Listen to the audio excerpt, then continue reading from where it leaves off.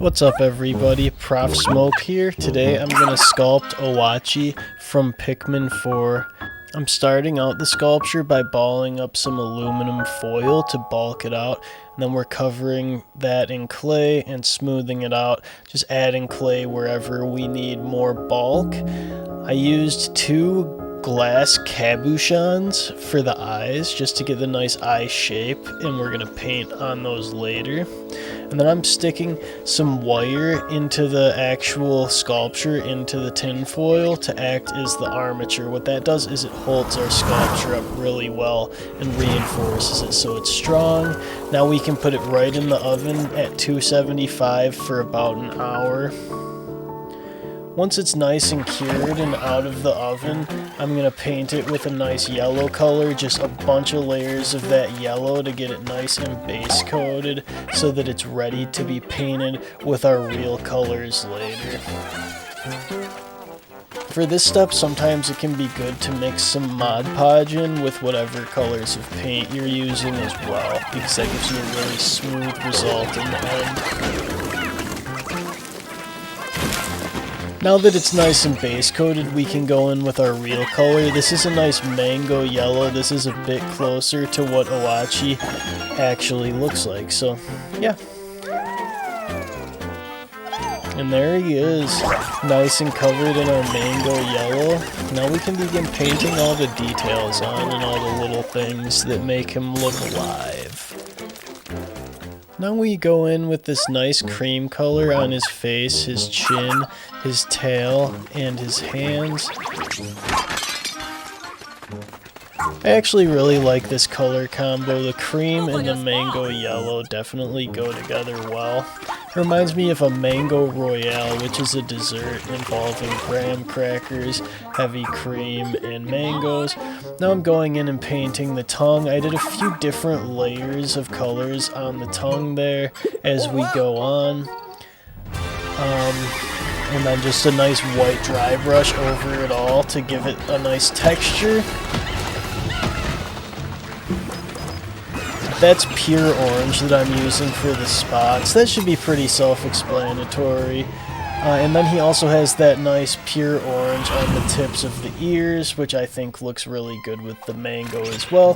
They're all mango colors that we're seeing except for the cream, so I think that the color scheme is really well thought through. And now I'm just using a gloss varnish on the eyes and tongue to make it look nice and shiny.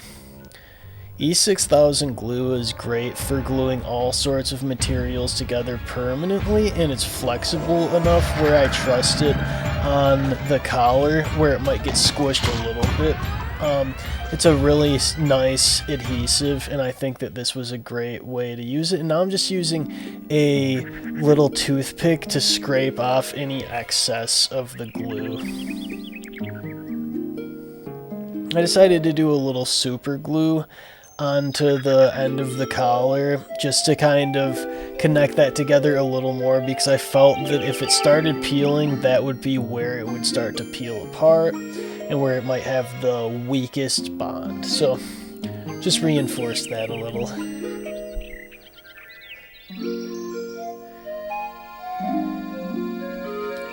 I think he looks really, really nice. The reason that we have these little pieces of wire sticking out of the bottom of the feet is because I wanted to put it into a base so that it would be standing up on its own. And those wires just really help it stand up on its own by putting them in those holes I drilled into the wood. Now I'm just using Mod Podge and brushing it over the whole thing so that we can put down some dirt and some flock for fake grass on our base. Now we can just easily put a good amount of super glue in each hole and glue it right into place, but around the edges of the feet you can still see the wire, so I did some dabs of super glue, and then we just add a little more flock, tuck it right under the feet so that it covers up the wire going into the base and just makes it look, just makes it look really connected to that base as well.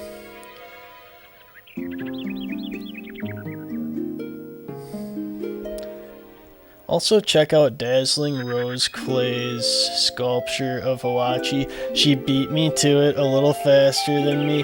I think that she did a really good job. We have a little bit different styles, but I think that she did great. And she was faster than me too, so I'll go check that out. It's super cool.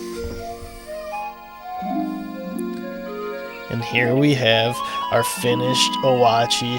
I decided to glue that stone on there just in case it did kind of sag over time. The stone can reinforce it. I don't think that'll happen, but maybe 10 years down the line I'll be glad I put the stone on there to support the rump. So there he is.